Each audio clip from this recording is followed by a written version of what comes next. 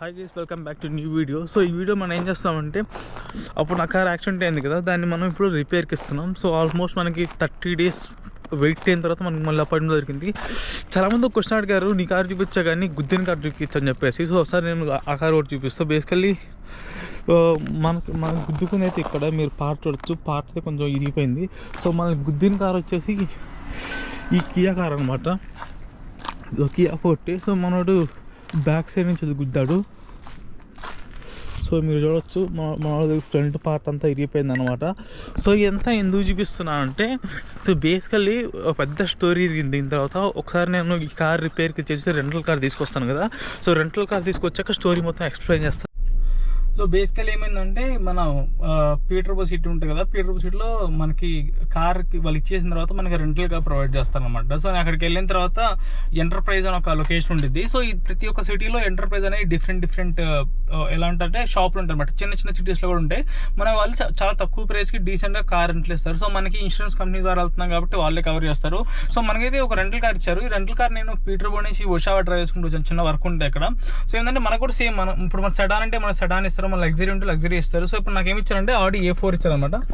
So same నాది A3, ఇది A4 కాబట్టి ఇది నార్మల్ లైన్, నాది ఎస్లైన్ కదా. ఇది సేమ్ ఇదే నడిపి నాకు బోర్ కొట్టేసింది. బేసికల్ ఆడీస్ నడిపి సో సార్ మనం మార్చుకోవచ్చు అనమాట, స్వాప్ చేసుకోవచ్చు. సో మా పీటర్బోర్ సిటీలో అసలు మంచి కార్స్ ఉండవు అసలు, ఎందుకంటే ఎవరు రెంటల్స్ ఎక్కువ తీసుకోరు కాబట్టి. అందుకనే అక్కడి నుంచి డ్రైవ్ చేసుకుని ఒక 80 kilometers దూరం వచ్చాం అనమాట. ఇక్కడ మనకి ఉంటే కార్ స్వాప్ చేస్తారో చూద్దాం, చూసేసి వద్దాం అసలు ఏమన్నా అవుతుందేమో అని చెప్పి. సో బేసికల్లీ మనం అయితే ఇప్పుడు ఇంటికి వచ్చేసాం అనమాట. ఇంటికి వచ్చేసిన తర్వాత ఏమైందంటే,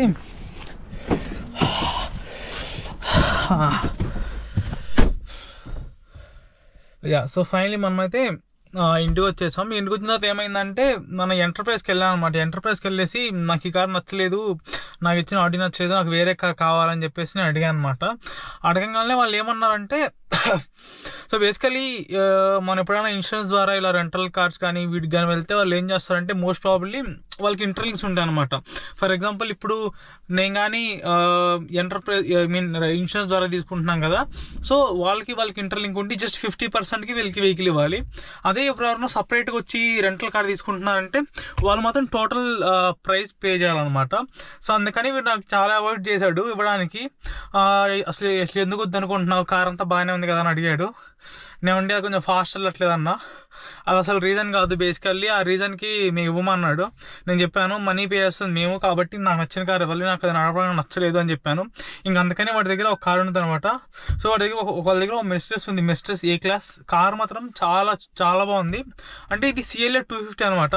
సో మీరు చూడొచ్చు, మెర్సిడెస్ ఇంటీరియర్ మాత్రం అన్ని కార్ల కన్నా చాలా బాగుంటుంది. లైక్ ఆడి, BMW ఇంటి మీద మెర్సిడెస్ ఇంటీరియర్ ఒకసారి చూపిస్తున్నా ఇంటీరియర్ ఎలా ఉంటుందో. సో మీరు చూడొచ్చు, పెద్ద ఇన్ఫోటైన్మెంట్ సిస్టమ్ ఇస్తాడు, హీటర్స్ ఇచ్చి నీకు ఈ ప్రీమియం క్వాలిటీ సీట్స్ కానీ ఇవన్నీ అర్థం చేసుకోవచ్చు. ఎంత డస్ట్గా ఉంది, సో అంతా తీసేయాలి. సో ఇదనమాట. సో మన దగ్గర ఒక 10 days 15 days వరకు ఈ కారు ఉండిద్ది. సో 10-15 days వరకు మనం ఈ కారు ఉంచుకొని, ఇంక మధ్యలో మనకి ఈ కారు కూడా నచ్చకపోతే ఈ కారు కూడా స్వాప్ చేయొచ్చు అనమాట. కాకపోతే ఫ్యూయల్ సరిగ్గా రావట్లేదు, కానీ కారు మాత్రం చాలా స్పోర్టీగా ఉంది. మనకి ఎగ్జాస్ట్ వినిపిస్తారో చూద్దాం. ఎగ్జాస్ట్ కూడా చాలా బాగా అనిపిస్తుంది అనమాట. సో ఇది సో నేను ఇందాక అన్నిటికన్నా ముందు చెప్దాం అనుకున్నా కదా, పెద్ద స్టోరీ జరిగింది చెప్పి. సో ఆ స్టోరీ ఏమైందంటే, బేసికల్లీ నా కార్ యాక్సిడెంట్ అయింది కదా. సో నా కార్ యాక్సిడెంట్ అయిన తర్వాత నేను కొలిజన్ సెంటర్కి రిపోర్ట్ చేసిన ఇలా యాక్సిడెంట్ అని చెప్పేసి. సో మన కార్ని గుద్దిన వాడు కూడా వెళ్ళాలి కొలిజన్ సెంటర్కి. సో వాడు వెళ్ళి రిపోర్ట్ సబ్మిట్ చేయాలి. అంటే మనం చెప్పింది నిజమే అని వాడు వెళ్ళి అక్కడ చెప్తే మనకు అప్పుడు ఇన్సూరెన్స్ ముందుకెళ్ళిద్ది అనమాట. సో నేను వెళ్ళి చెప్పాను, వాడు వెళ్ళి చెప్పాడు, అంతా నార్మల్గానే ఉంది. సో 1 డే నాకు మా ఇన్సూరెన్స్ కంపెనీ ఫోన్ చేసింది, TD వాళ్ళు కాల్ చేసి, నీ కార్ని గుద్దామని క్లెయిమ్ చేసావు కదా, సో మాకు వాళ్ళ రిపోర్ట్ వచ్చింది, వాళ్ళు ఏం చెప్పారంటే అక్కడికి వచ్చి మేము గుద్దలేదని చెప్పారు అని నాకు ఈమెయిల్ వచ్చింది అనమాట. నేను షాక్, అసలు అలా ఎందుకు జరిగింది, మనోడి చెప్పా అన్నాడు కదా అని. సో నాకు ఇలా ఉంటుంది అనమాట. చాలా మందికి మనం ముందుకు ఒకలాగా అనిపిస్తారు, బ్యాక్ వెళ్ళాక స్టోరీ ఇంకోలా జరిగింది అనమాట. సో అప్పుడు మా ఇన్సూరెన్స్ కంపెనీ వాళ్ళు ఏం చెప్పారంటే, ఎందుకైనా మంచిది ఒక వీడియో రికార్డ్ కానీ ప్రూఫ్ పెట్టు, నేను వాళ్ళ క్లెయిమ్ అడ్జస్టర్గా పంపిస్తాను అని చెప్పాను అనమాట. సో అందుకే నేను ఒక చిన్న, మన దగ్గర GoPro ఉంది కదా, మన GoProలో మంచి రికార్డ్ చేసుకొని ఆ వీడియోని ఎక్స్పోర్ట్ చేసి మా ఇన్సూరెన్స్ క్లెయిమ్ అడ్జస్టర్కి పెట్టిన తర్వాత అప్రూవ్ అయిపోయింది అనమాట. సో మనం చాలా జాగ్రత్తగా ఉండాలి, ఎందుకంటే ఇక్కడ చాలా స్మార్ట్గా ఉంటారు అందరు. ఎందుకంటే వాళ్ళకి కూడా లాస్ ఉండకూడదు. సో అందుకని వాళ్ళు కూడా చాలా స్మార్ట్గా ఉంటారు. మనం కూడా వాళ్ళని దాన్ని బట్టి మనం కూడా ముందుకెళ్ళాలన్నమాట. సో సరే, ఈ కార్ ఎక్స్టీరియర్ చూద్దాం. ఈ కార్ ఎక్స్టీరియర్ చాలా బాగుంది. సో మనకి మిర్రర్లెస్ విండో వచ్చింది. సో ఇప్పుడు మనం కార్ వాష్కి వెళ్దాం. కార్ వాష్కి వెళ్తే మొత్తం కార్ అంతా నీట్గా ఉండిద్ది అనమాట. సో మనం ఒక 10 days మన దగ్గర ఈ కార్ ఉండిద్ది. సో ఈ 10 days మనం ఎక్కడికన్నా మంచి ఒక ట్రిప్కి వెళ్దాం ప్లాన్ చేస్తున్నాం. చూడాలి ఎంతవరకు వెళ్దాం. సో ఇప్పుడైతే మనం కార్ వాష్కి వెళ్తే జిమ్కి వెళ్ళిపోతాం.